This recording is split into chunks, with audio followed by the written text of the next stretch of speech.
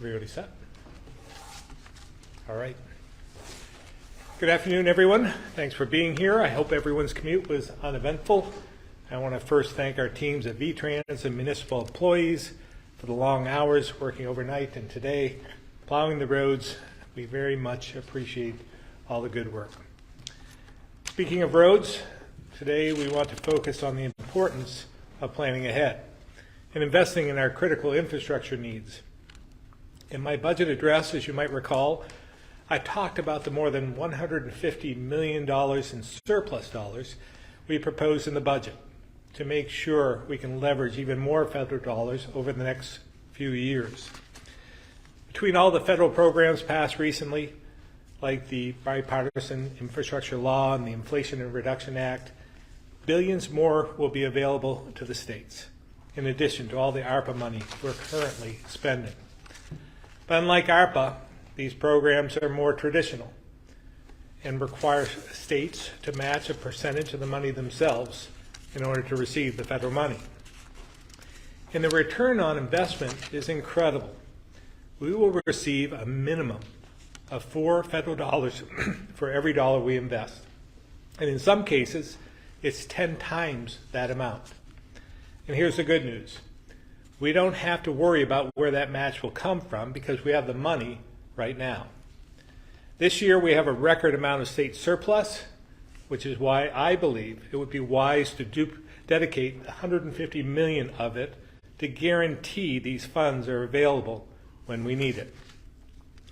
The reason I'm advocating for this set-aside is that we really don't know how the economy is going to do over the next few years. At our e-board meeting in January, the legislature's own economists told us we are likely to see revenue growth drop significantly in the coming years. That means we might not have the match money we need, putting important projects at risk, also putting us in a tough position of either cutting programs or raising taxes, and neither are good options. This is really about fiscal responsibility and good government, thinking ahead and being prepared. Dedicating the funding now would also provide certainty to our communities and the partners who do the work so they can plan ahead. And if there is an economic downturn, as many predict, the economic activity these projects provide will help people stay employed and our economy moving. Secretary Moore and Flynn will go into more detail about the much-needed infrastructure we're talking about, and Mayor Allaire from Rutland and Katie Buckley from VLCT will talk about how communities benefit from these investments. Because as I said in my budget address, this investment is all about communities, like work on Route 78 in Swanton, Route 2 between Cabot and Danville, Route 5 in Brattleboro, and connecting their regions with safe roads and clean water with projects in Bethel, Northfield, and Rutland. Not to mention the significant amount of broadband funding as well. We have a golden opportunity to be pragmatic and help assure that our infrastructure and economic needs are met in the future. And I'm hopeful the legislature sees the merits of this strategy as well. I'll now turn it over to Secretary Flynn for more.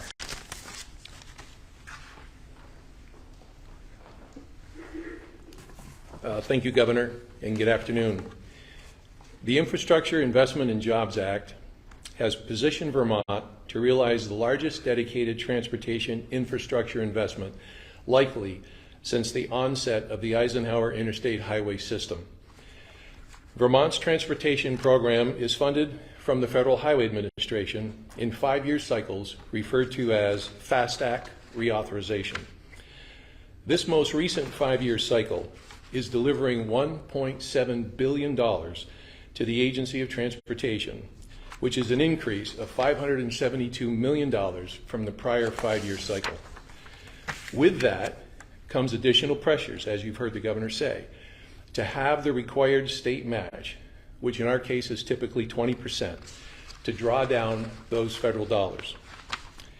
As the Governor has said, ensuring right now that Vermont has secure and dedicated match money To utilize these federal funds to deliver increased transportation projects across our state just makes sense. And it will guarantee our ability to leverage this historic opportunity at that return on investment of 4-to-1.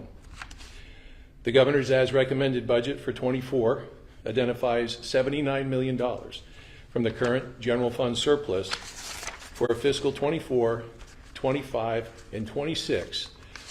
This will put $342 million in transportation projects to work across Vermont.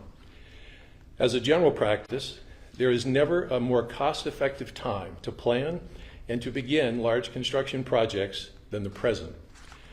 Failure to secure this funding now can have ripple effects across the entire project delivery pipeline, delaying our ability to advertise, to go to bid, and to award contracts.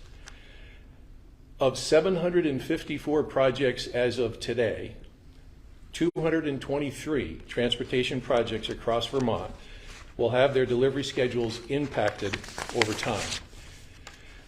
A few examples of actual projects and real impacts are: in Orwell, reconstruction of shoulders and widening Route 22A. Construction is currently planned for 2027, and it would be delayed until 2030. In Cabot to Danville, reconstructing US Route 2. Construction is planned to begin in 2026 and would be delayed until 2029. In Norton, up in Essex County, replacing bridge number 41 on Route 114. Construction is planned for 2028 and it would be delayed until 2032. In Franklin, replacing sidewalks on Main Street. Construction is planned to begin in 2023 and it would be delayed until 2025. Wolcott, replacing Bridge 6. Construction is planned to begin in 2025 and would be delayed until 2027. In West Rutland, US Route 4, replacing bridge decks on Bridge 13 and 14, both east and westbound. Construction is planned to begin in 2029. It would be delayed until 2035. And Brattleboro, reconstruction of US Route 5, Putney Road. Construction is planned to begin in 2028, and it would be delayed until 2033. But locking in these funds now will yield faster, more predictable projects, as the governor said, with substantial long-term savings, guaranteeing that federal investment of at least 4-to-1. And it does also ensure that we aren't put in a position in leaner economic times to make difficult decisions over what to cut or what taxes and fees to raise to cover the increased state match realities. Doing this now will allow Vermont communities and our industry partners the predictability to plan and to get things moving on these projects sooner. And you can see from the map, the projects at risk cover counties and towns across the state of Vermont. Vermonters need to be aware of these projects, and they need to be aware of the delays to these projects if match is not secured with certainty. And now I would introduce Secretary Julie Moore. Good afternoon. I think it probably can go without saying, but Vermont has some of the oldest infrastructure in the country, and with age comes a whole lot of need. Part of the challenge with water infrastructure, which is the centerpiece of the Agency of Natural Resources, is that it's often out of sight and therefore out of mind. But just because it doesn't have our full attention, it can't be assumed to be working well. Water infrastructure is often the most valuable asset a community owns, with the total value of pumps, pipes, and treatment plants exceeding $50,000 for each household that's connected to the system. This valuable infrastructure requires significant ongoing investments to properly maintain it and prevent challenges to public health, the environment, economic growth, and climate resilience. Based on agency projections, there will be roughly $2 billion of investment needed in water infrastructure. This means drinking water, wastewater, and stormwater over the next 10 years alone in Vermont. This is to both refurbish existing systems and to prepare this essential infrastructure for the increasingly disruptive and potentially devastating effects of climate change. Fortunately, we are at a unique point where there is unprecedented federal resources available to invest in water infrastructure. Vermont is eligible to receive an infusion of nearly $320 million into our state revolving loan funds as part of the Infrastructure Investment and Jobs Act. The Revolving Loan Fund program is an EPA partnership that provides communities with grants and low-cost financing for a wide range of water infrastructure projects. In order to access these federal funds, however, Vermont needs to provide $27 million in state match, and the governor's FY24 recommended budget creates a reserve that ensures Vermont will have that required match. These resources will be used to support dozens of projects, as shown on the map to my right, and rolls up to things like $155 million to refurbish existing drinking water and wastewater systems to ensure that this core infrastructure continues to support vibrant communities. Nearly $150 million to support lead service line replacement projects across Vermont, which will improve drinking water quality. And more than $40 million during the same time period to address emerging contaminants like PFAS by improving drinking water and wastewater treatment. These projects are significant undertakings, as Secretary Flynn spoke to, that require robust planning and engineering design. This means that there's often a long lead time needed for a community to ready a water infrastructure project for implementation. And given the level of effort, needed lead time, and competing demands on community priorities, confidence that this funding will be available to support implementation when the time comes is critical. If Vermont were to forego making the commitment this fiscal year, it will add uncertainty for communities, making it harder and potentially more expensive to plan for and execute on these critical projects. In fully committing the state funds to access literally hundreds of thousands of millions of dollars in federal resources, it makes clear Vermont's commitment to supporting our communities and investing in critical water infrastructure projects. And with that, I will turn it over to Katie Buckley from the League of Cities and Towns.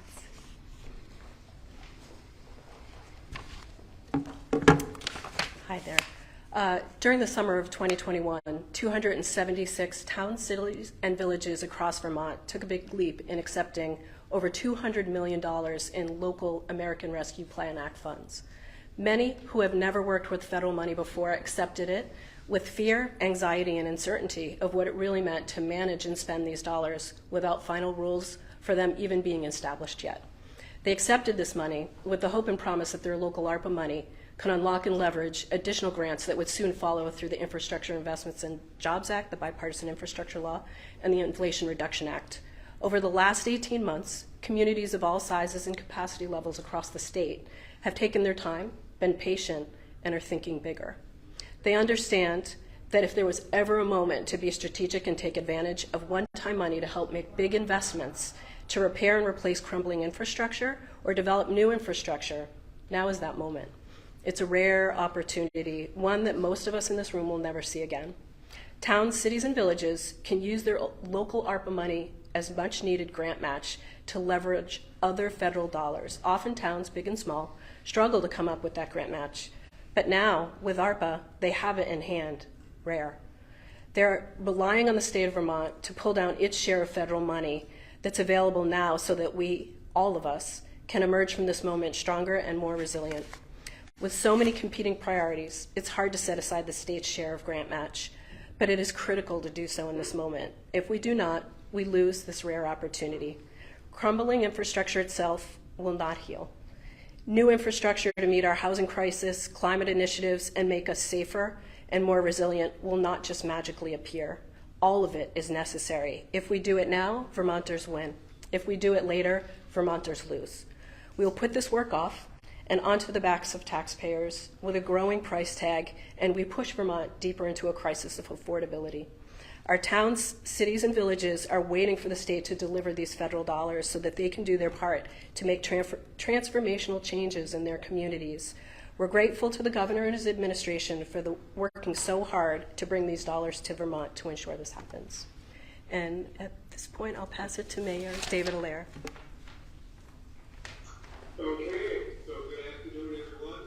It's great to be with you, and I want to thank you for the opportunity to bring Vermont's perspective to this discussion. I'm especially pleased with this proposal from the governor for this purpose because this is exactly what we did with setting aside $400,000 from our ARPA allocation of $4.5 million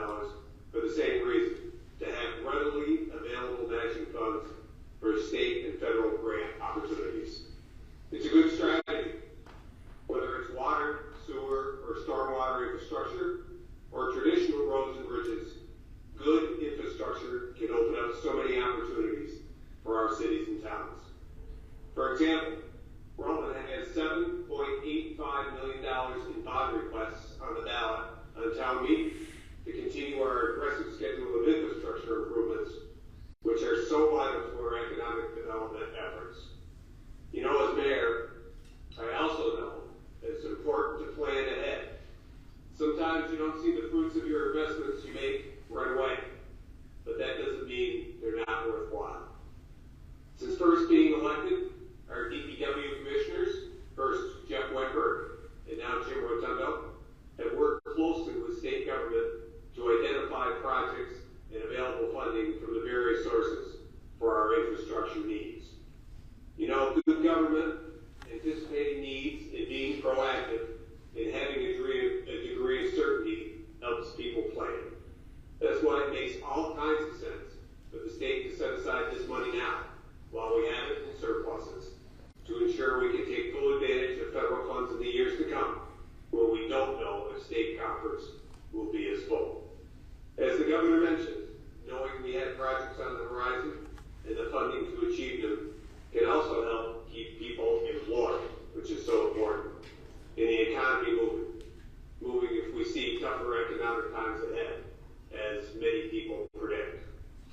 So to close, I believe the state of Vermont, as well as the citizens of Rutland, will benefit from this strategy as we stretch federal dollars as much as we can and plan for the future for our children and grandchildren. So thank you again for this opportunity. I appreciate it very much. It's good to see everyone, and I will now hand it back to the governor. Thank you very much, Mayor. And at this point in time, we'll open up to questions. Governor, are you hearing from your colleagues in the legislature a willingness or a desire not to set aside match money? I mean, I know the legislature's still building their budget, but have you heard of any of them not doing this? I'm hearing a little bit of both. There are some legislators that are fully supportive of making sure that we have the money we need for match, and then I'm hearing from others maybe they had other priorities for surplus dollars. So I'm hearing a mixed response. We want to make sure the message is loud and clear. This is very important to me, and I think that it's important to the state of Vermont. It's important to our economy to make sure that we have these dollars that we have right now, that we can invest in these projects for the future. And there's no better time than now to set that aside. Of course, it raises, with all of these infrastructure projects, the question about workforce as well. I know that's been, especially for the water and sewer and road projects, how are we faring, how are we looking as these monies are coming down the pike in terms of our workforce to build these out? Yeah, there's no doubt we have a workforce shortage in the state. We talk about that a lot. But I will say the industry seems to have been able to keep up. In fact, I've heard from some who are looking for work at this point in time. So again, with a possible downturn in the economy, having this money and making sure there's some predictability in the future, some certainty, will keep the economy rolling. And I think everyone is wondering, how will this land? How will the economy land? And when will the inflation stop? And when will we need this? And I think it's has a lot of merit to put it aside and make sure that we're prepared right now. Secretary Flynn listed off a number of projects that could face multi-year delays if Vermont is not able to come up with the matches. Are you saying that those delays would come to pass if lawmakers don't allocate the match money in FY24? If we don't have the match money in general, because I'm not sure that we'll have it in the future, because we don't know if we're going to have surpluses. We've been very fortunate in the 6 years I've been governor. About at least half of them, we've had surpluses. But previous to that, there was a long stretch where we had no surplus. In fact, we had deficits. And I've been in business, I've been in the state, I've been in this legislature, part of this institution for a number of years, and business over 3 decades, in this environment over 2 decades. I've seen the ups and downs in our economy, and a lot of folks here have not. And I know, I remember scraping together, trying to find match money so that we can move these projects forward, and not being able to do it, and delaying projects as a result. Again, these dollars require a match from the state. And if we don't have the match, then we don't get to do the projects. So I'm very concerned about that. I just want to make sure that we focus on this, because this will give us and the state certainty that these projects will come to bear. We saw the state's infrastructure grades come out last week, kind of emphasizing the need to improve roads, bridges, everything that you guys are saying. But what does that C grade mean to you specifically? Does it just really enforce what you guys are saying here? Well, we have done better in a couple of areas. I think our bridges, we increased our rating, which is good news. I believe a lot of that, and this is maybe the Secretary can weigh in on this as well, but I think that was a result of Irene. We received a lot of federal dollars to replace a number of bridges. That helped us catch up a bit. Again, if not for that federal money, I'm not sure that we'd be in that position today. So we rely on federal funding in the state in almost every way, and I think we have to weigh what's happening in Washington at this point. We've already they've extended themselves quite a bit. I think they're going to be pulling back. I think without Senator Leahy there as well, we won't be receiving a lot of the federal money we've been counting on over the last few years. So all of that together brings me to the point where if we have the money now, let's make sure that we invest it in the right way, so there's some certainty for the state of Vermont. And I'll say again, areas in cities like Rutland, for instance, with some of the oldest water infrastructure in the state. Some of that, Mayor, I think it's over 100 years old, if I remember right. 125, actually. Yeah. So again, it's exceeded its useful life, and this will give us what we need. It won't catch us up. We'll still need to continue making these investments with our own state money and with regular federal money that comes our way. But this will help us advance, and maybe next time with the engineers coming out with their grading, that maybe we'll move up the ladder again. Do you want to talk about that at all? Anything? Sure.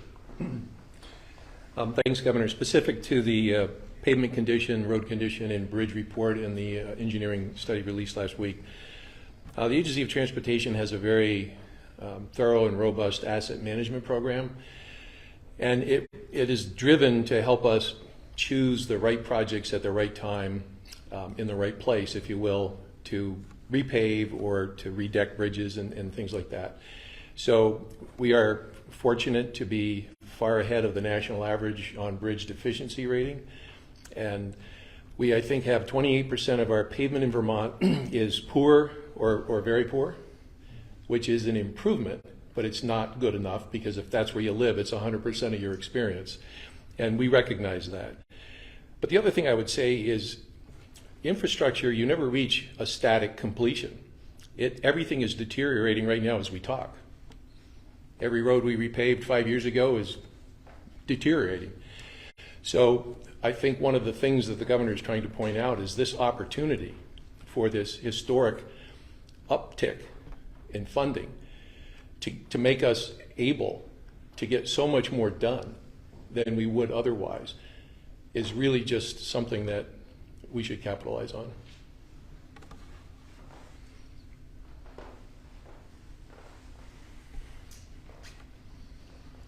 Governor, slightly unrelated, but town meeting day break is coming up. Week, 2 weeks, sessions flying by.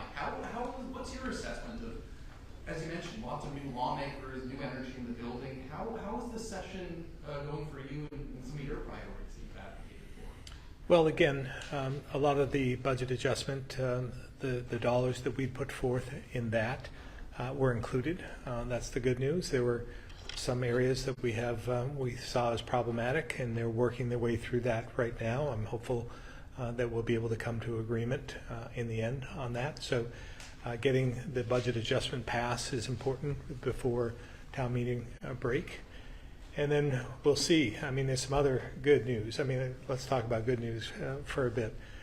The housing bill that the Senate passed out of committee, that's a great bill. It has a lot of attributes. We'll see what happens to it when it goes through Senate Natural Resources and gets through appropriations and then goes over to the House. But at this point in time, it's a strong bill moving in the right direction. So there are a number of initiatives that have been I see as positive, but we have a long ways to go. And there's some storm clouds on the horizon. What have you made about the Affordable Heat Act? There's a storm cloud that I'm seeing. Again, as you know, I vetoed the clean heat standard last year for a variety of reasons, one of them being that it went to the Public Utility Commission without coming back to the legislature for full review and passage as a bill. And it appears that's moving, as it came out of Senate Natural Resources, moving in that same direction. So I'm very concerned about that. I think in these times, again, Vermonters are looking for more certainty, and this gives them anything but certainty in the future. And I'm just not convinced that we're prepared.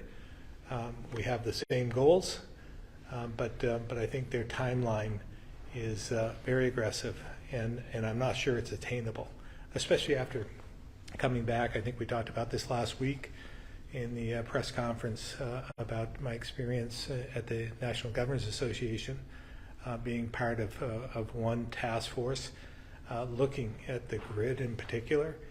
And I'm not sure if we have the capacity at this point in time to do that. And I think about, they're all worthy goals, but when you become more pragmatic and look at the practical aspect of this, take for instance, if you have someone living in a mobile home, for instance, paying $6 a gallon right now for kerosene because they have above ground fuel tanks, and it has to be a lighter grade so it doesn't freeze.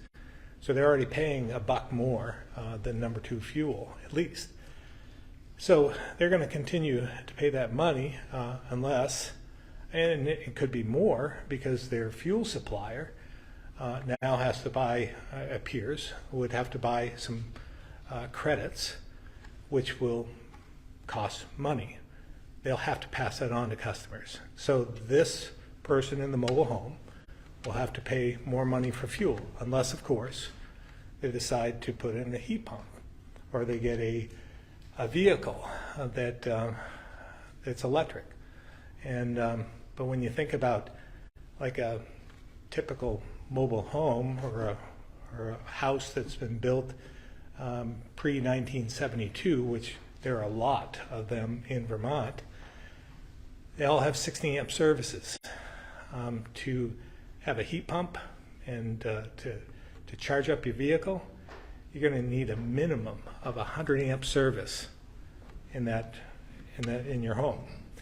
So you take a mobile home, for instance, that's maybe valued at $8,000, and you ask an electrician to retrofit a new box, a 100 amp box or bigger. It's going to cost thousands of dollars that person doesn't have. And so when you start working your way through how we get there, I don't know if they've done the math. And I'm just not sure that this isn't putting pressure on the very, very people you're trying to help. So somewhat recently, Senator Sanders, Senator Walsh, and Representative Ballant sent a letter to the USPS dealing with a bunch of Vermonters are having issues with inconsistent mail because there could be important things such as prescriptions. I was wondering if you've maybe been in contact with them at all about this issue, or if you just have any thoughts on that. I have not. I've not heard from them on this issue. But maybe they sent me something in the mail. We can come back to folks in the room, but I see Sarah is on the screen, so I want to give her an opportunity. Same question as always, Governor. Have you reviewed the abortion shield law bill yet that's passed the House? We have done a broad look at that. I have no issues with it at this point in time. We'll see what it looks like in the end. If it passes in its current form, do you intend to sign it? If it were to pass in its present form, I see no reason why I wouldn't sign it. Okay, that's all I have. Calvin asked all my other questions. Thanks. Calvin.